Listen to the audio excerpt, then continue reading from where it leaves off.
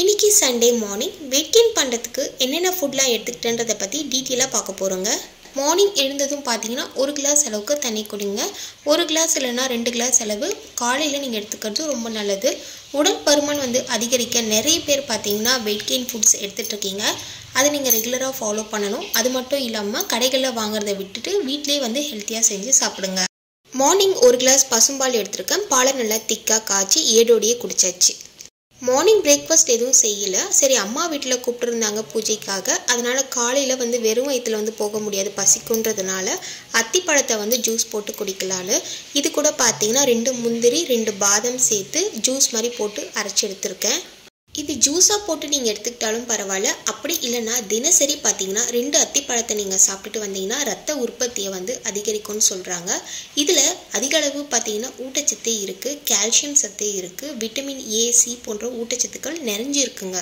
இது கூட கொஞ்சம் எக்ஸ்ட்ரா வெயிட் கெயின் பண்ணுறதுக்கு 4 பாதாம் 4 முந்திரி சேர்த்து அரைச்சி எடுத்திருக்கேன். இது கூட நீங்கள் பேரிச்சம்பழம் கூட சேர்த்துக்கலாம். அதிகளவு சத்து கிடைக்கும். கொஞ்சம் இனிப்பு கம்மியாக இருக்கிறதுனால நான் பேரிச்சம்பழம் சேர்க்கல.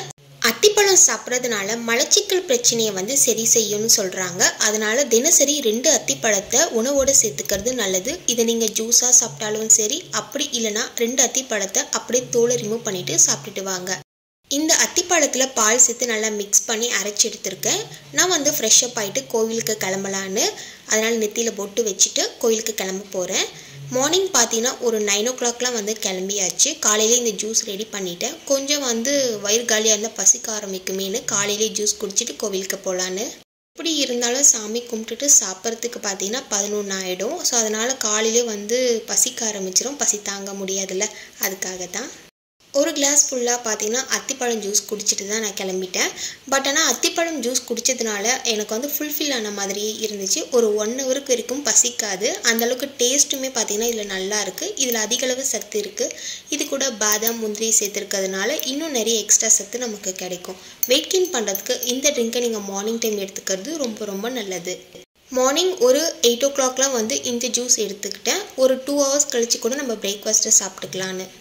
நீங்கள் மார்னிங் டைம் உங்களுக்கு என்ன பிடிக்குமோ அந்த பழத்தில் நீங்கள் ஜூஸ் போட்டு குடிங்க. இது கூட நீங்கள் பனானா சேர்த்துக்கிட்டிங்கன்னா எக்ஸ்ட்ராவே உங்களுக்கு வெயிட் கெயின் பண்ணுறதுக்கு நிறைய கேலரிஸுமே கிடைக்கும். கோவிலுக்கு ஒரு 9:15க்குலாம் வந்தாச்சு. அம்மா பார்த்தீங்கன்னா கோவிலில் பூஜை வச்சுருக்காங்க. ஸோ அதனால் பூஜைக்கு நாங்கள் வந்திருந்தோம். ஸோ vlogன்றதுனால எல்லாமே நான் என்னென்ன பண்ணுறேன்றதை உங்கள் கூட ஷேர் பண்ணிக்கணும் இல்லையா, அதுக்காக தான் 9:15க்கு கோவிலுக்கு வந்திருந்தோம்.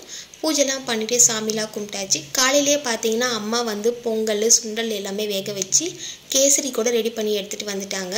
சாமிக்கு இந்த புடவை தான் நாங்கள் கொடுத்துருந்தோம். இந்த புடவை எப்படி இருக்குன்னு சொல்லுங்கள். எங்கள் வீட்டு பக்கத்தில் இருக்கக்கூடிய கோவில் தான் இது. இந்த கோவில் அப்பப்போ நான் வருவேன். எனக்கு ரொம்ப மனசு கஷ்டம்னா நாங்கள் இந்த கோவிலுக்கு வருவோம். எங்கள் அம்மா பார்த்தீங்கன்னா ஒரு 2 daysக்கு முன்னாடி பூஜைன்னு சொல்லிட்டாங்க. அதனால் முன்கூட்டியே பார்த்தீங்கன்னா எல்லாமே ரெடி பண்ணிட்டாங்க. கோவிலுக்கு போய் சாமிலாம் கும்பிட்டு வந்ததுக்கப்புறமா ஒரு 1/2 hour கழித்து பார்த்தீங்கன்னா பொங்கல் சூடு பண்ணிவிட்டு அது கூட சாம்பார் வச்சுட்டாங்க. சாம்பார் வந்ததுக்கப்புறம் தான் வச்சாங்க. எப்போவுமே பார்த்தீங்கன்னா மார்னிங் டைமில் பொங்கல் சாப்பிட்டாலே தூக்கம் வந்துடும். அதே மாதிரி தான் எங்கள் அம்மா கிட்ட நான் பல வாட்டி சொல்லிட்டேன், மார்னிங் டைமில் பொங்கல் தராதிங்க, தூக்கம் வரும்னு சொல்லிட்டு. அந்த நாள் ஃபுல்லாகவே தூங்குற மாதிரியே இருக்கும். சரி, ஓகே, என்ன பண்ணுறது, நம்ம கோவிலுக்கு இதுதான் பிரசாதமாக கொடுத்தாங்கன்றதுனால நல்லா சூடு பண்ணிவிட்டு பொங்கல் சாம்பார் சாப்பிட்டாச்சு. எப்போவுமே பொங்கல் நான் நைட் டைம் மட்டும் தான் சாப்பிடுவேன், காலையில் சாப்பிடவே மாட்டேன். காலையில் ஜூஸ் மட்டும் எடுத்துக்கிறதுனால லைட்டாக பசிக்க ஆரம்பிச்சிடுச்சு. சரி, அதனால் பொங்கலும் சாம்பாரும் நல்லா வெளுத்து கட்டிட்டேன். மார்னிங் ஒரு 11 o'clockலாம் பிரேக்ஃபாஸ்ட்டு முடிச்சாச்சு. ஒரு 1/2 hour கழித்து பார்த்தீங்கன்னா சுண்டல் அம்மா சாமிக்கு பிரசாதமாக செஞ்சு வச்சுருந்தாங்க. சரி, ஓகே, கொஞ்சம் அதிகமாக குக்கர் ஃபுல்லாகவே செஞ்சுட்டாங்க. இதில் பார்த்தீங்கன்னா வெள்ளை பட்டாணியும் கருப்பு மூக்கடலையும் 2 கலந்த மாதிரி சுண்டல் செஞ்சுருந்தாங்க. சுண்டல் சாப்பிடும்போது அதில் பார்த்தீங்கன்னா நிறைய கேலரிஸும் நமக்கு கிடைக்கும், ப்ரோட்டீன்ஸுமே நமக்கு கிடைக்கும். அதனால் கொஞ்சம் சுண்டலும் கொஞ்சம் மூக்கடலையும் எடுத்து சாப்பிட்டாச்சு. கொஞ்சம் இனிப்புக்காக கேசரி சாப்பிட்டேங்க. கேசரி சாப்பிடும்போது பார்த்தீங்கன்னா ரொம்ப அதிகமாக சாப்பிட தோணவே இல்லை. லைட்டாக இனிப்புக்காக சாப்பிட்டேன். 11 மணிக்கெலாம் பிரேக்ஃபாஸ்ட்டு முடிச்சு சுண்டல் கேசரி எல்லாத்தையும் சாப்பிட்டதுக்கப்புறமா ஒரு 11:45க்கெலாம் பார்த்தீங்கன்னா அம்மா மேலேருந்து கீழே கூப்பிட்டாங்க. சரி, என்னடான்னு பார்க்கலான்னு வந்தால் எங்கள் அம்மா பார்த்தீங்கன்னா மீன் வேணுமா எறா வேணுமான்னு கேட்டாங்க. ஏமா ஒன்று வாங்குறீங்க, 2மே வாங்குங்கன்னு சொல்லிட்டு 2மே பார்த்தீங்கன்னா கொஞ்சம் கொஞ்சம் வாங்கிட்டாங்க. எறா பார்த்தீங்கன்னா 1/2 கிலோ வாங்கியிருந்தேன். ஏரி வாழை மீன் 2 மீன் சொல்லியிருந்தாங்க. இந்த 2 மீனும் பார்த்தீங்கன்னா 400 rupees. சரி, ஓகே, நம்மளால் கட் பண்ண முடியாதுன்னு சொல்லிட்டு அந்த அண்ணனே கட் பண்ணி கொடுத்துட்டு போயிட்டாங்க. இந்த மீன் பார்த்தீங்கன்னா எனக்கு ரொம்ப பிடிக்கும். முள்ளு அந்த அளவுக்கு இருக்காது, சாப்பிட்றதுக்கு டேஸ்ட்டாகவுமே இருக்குங்க. கொஞ்சம் நம்ம வெயிட் கெயின் பண்ணுறதுக்கு ஹெல்த்தியாகவே சாப்பிடணும். நான் வந்து பார்த்திங்கன்னா எறா சாப்பிடுங்க, சிக்கன் சாப்பிடுங்க, மீன் சாப்பிடுங்க நிறைய வீடியோவில் சொல்லியிருக்கேன். பட் எல்லாமே ஒரே நாளில் சாப்பிடாதீங்க. கொஞ்சம் கொஞ்சம் ஒரு நாளைக்கு ஒன்றா எடுத்துக்கோங்க. அம்மா எப்போவுமே எறா வாங்கவே மாட்டாங்க. ஏன்னா அம்மாவுக்கு வந்து எறா உரிக்க தெரியாது. நான் இருந்தால் மட்டும் தான் எறா வாங்குவாங்க. எறாவை நான் நல்லா உரிச்சிட்டு 2-3 வாட்டி நல்லா வாஷ் பண்ணி க்ளீன் பண்ணி வச்சுட்டேன். மீன் அம்மா நல்லா க்ளீன் பண்ணிவிட்டு மசாலாலாம் தடவி வஞ்சரம் மீன் வறுக்கிற மாதிரி சும்மா ஸ்லைஸாக பதமாக சூப்பராக வறுத்து வச்சுருந்தாங்க. எனக்கு பார்த்தோன்னே ஒரு 2 துண்டு எடுத்து சாப்பிடலாமான்னு தோணிடுச்சு. வெயிட் பண்ணுமா, சாப்பாடுக்கு தான் மீனுன்னு சொல்லிட்டாங்க அம்மா.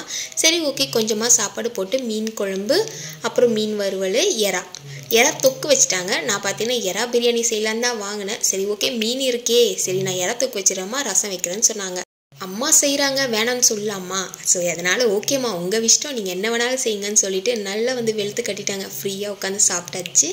மதியம் வந்து பார்த்திங்கன்னா ஃபில் ஆகிடுச்சிங்க. அதுக்கப்புறம் பார்த்திங்கன்னா கவின்ஸ் மில்க் ஷேக் தான் எடுத்திருக்கேன்.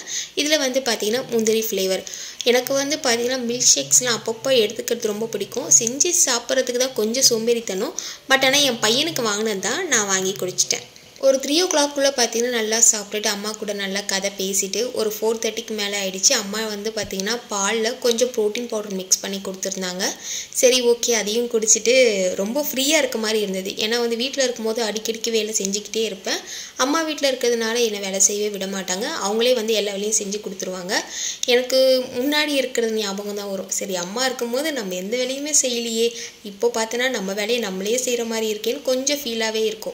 எங்கள் பாட்டிக்கிட்ட பார்த்தீங்கன்னா எனக்கு எதனா செஞ்சு கொடுங்க, ஏன்னா ஈவினிங் ஸ்நாக்ஸ்க்குன்னு கேட்டதுக்கு எங்கள் பாட்டி பார்த்தீங்கன்னா இருமா நான் உனக்கு முறுக்கு பொரிவிலங்காய் உருண்டெல்லாம் செஞ்சு தரேன்னு சொன்னாங்க.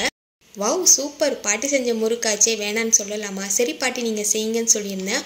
முன்னாலே பார்த்தீங்கன்னா எங்கள் பாட்டி முன்னாடி இன்ஃபார்ம் பண்ணிட்டாங்க. சரி நான் முறுக்கும் பொரிவிலங்காய் உருண்டையும் நான் செஞ்சு தரேம்மான்னு. அதுக்கு முன்னாடியே பார்த்தீங்கன்னா எல்லா வேலையும் ஸ்டார்ட் பண்ணிவிட்டு மாவெல்லாம் அரைச்சி எடுத்துகிட்டு வந்துட்டாங்க.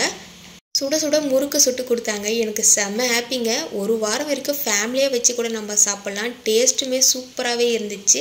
ஒரு 2 முறுக்கு பார்த்திங்கன்னா ஈவினிங் ஸ்நாக்ஸ்க்காக எடுத்து நல்லா மொறுன்னு சாப்பிட்டாச்சுங்க. ஈவினிங் டைமில் எதனா பழம் இல்லைனா முந்திரி பருப்பு, பாதாம் இந்த மாதிரி நட்ஸ் தான் எடுத்துக்கலான்னு நினச்சேன். பட் ஆனால் எனக்கு போன உடனே எங்கள் பாட்டி இதை வந்து ஈவினிங் ஒரு 3 o'clock ஸ்டார்ட் பண்ணி செய்ய ஆரம்பிச்சிட்டாங்க. சரி ஓகே, முறுக்கு அப்புறம் வந்து பொரிவிலங்காய் உருண்டை இருக்குது, இதை சாப்பிட்டாலே வயிறு ஃபுல்ஃபில் ஆகிடும்னு சொல்லிட்டு பழம் இல்லை மாதிரி நட்ஸ் எதுவுமே நான் எடுத்துக்கல. யாரெல்லாம் அம்மா வீட்டுக்கு போனீங்கன்னா குழந்தைய மாறிடுவீங்கன்னு எனக்கு கமெண்ட் பண்ணுங்கள். ஏன்னா எனக்கு அப்படி தான் இருக்கும். நானே வீட்டில் செஞ்சு சாப்பிட்றதுனால என்னமோ எனக்கு போர் அடிக்கிற மாதிரியே இருந்துச்சு. அம்மா வீட்டுக்கு போனால் நம்ம குழந்தை மாதிரி நினச்சி எல்லாமே எனக்கு அழகாக செஞ்சு கொடுப்பாங்க. அந்த நினைவுகள்லாம் எனக்கு ஞாபகம் வரும். உங்களுக்கும் அப்படி தானான்னு என் கூட கமெண்ட் பண்ணிக்கோங்க. பொரிவிலங்காய் உருண்டை செய்கிறதுக்கு பாகு நல்லா காய்ச்சிட்டு வடிகட்டிட்டாங்க. இது கூட பார்த்தீங்கன்னா வேர்க்கடலை, உடச்ச கடலை எல்லாத்தையும் நல்லா வறுத்துட்டு தோலை ரிமூவ் பண்ணிவிட்டு இது கூட சேர்த்துட்டு கொஞ்சம் தேங்காவை நெய்யில் சேர்த்து வறுத்து இது கூட சேர்த்து நல்லா சுட வந்து பிடிச்சதான். இது கூடவே கொஞ்சம் பொரியரிசி சிறுபருப்பையும் நல்லா வறுத்துட்டு பொடி பண்ணி அரைச்சி இது கூட சேர்த்துக்கோங்க. சூடான பதத்தில் தான் இந்த உருண்டையை நீங்கள் பிடிக்கணும். கொஞ்சம் ஆறிட்டா கூட உருண்டை பிடிக்க வராது, உதிர்ந்துடும். இந்த உருண்டை செய்கிறது ரொம்ப கஷ்டம். ரொம்ப கஷ்டப்பட்டு தான் எங்கள் பாட்டி செஞ்சாங்க. இது வந்து டெய்லி வந்து ஒரு 2 உருண்டை எடுத்துக்கிட்டாலே வெயிட் ஈஸியாக ஏற்றி கொடுக்கும். பாட்டி செஞ்ச பலகாரத்தெலாம் எடுத்துகிட்டு வந்துட்டேங்க வீட்டுக்கு. ஒரு 8 மணிக்கு மேலே நல்லா தோசை ஊற்றி சட்னி செஞ்சுட்டேன். காலையிலேயே பார்த்தீங்கன்னா நல்லா வந்து சாப்பிட்டாச்சு. மதியமே பார்த்தீங்கன்னா நான்வெஜ்ஜு. சரி ஓகே, வெஜ்ஜாகவே எடுத்துக்கலாம்னு சொல்லிட்டு தேங்காய் சட்னி அரைச்சிட்டேன். ஒரு தோசைக்கு மேலே சாப்பிடவே தோணலை. ஒரு 2 தோசை வந்து சின்னதாக ஊற்றி எடுத்துக்கிட்டேங்க. கொஞ்சம் பசிக்கவும் ஆரம்பிச்சிடுச்சு. ஒரு 2 தோசை, ஆனால் பார்த்தீங்கன்னா ஒரு தோசை தான் சாப்பிட்டேன். என்னால் சாப்பிடவே முடியல. தேங்காய் சட்னியில் பார்த்தீங்கன்னா நான் வந்து எக்ஸ்ட்ரா ஒரு பொருளை ஆட் பண்ணுவேன். பூண்டு, கொஞ்சமாக சர்க்கரை ஆட் பண்ணுவேன். ஸோ இதை நீங்கள் சேர்த்து அரைச்சிங்கன்னா டேஸ்ட்டு சூப்பராகவே இருக்கும். ட்ரை பண்ணி பார்த்துட்டு எப்படி இருக்குன்னு எனக்கு கமெண்ட் பண்ணுங்கள். நைட்டு டின்னருக்கு பார்த்தீங்கன்னா தேங்காய் சட்னியும் ஒரு தோசை தான் சாப்பிட்டேன். அதுக்கே வந்து வயிறு ஃபுல்லான மாதிரி இருந்துச்சு.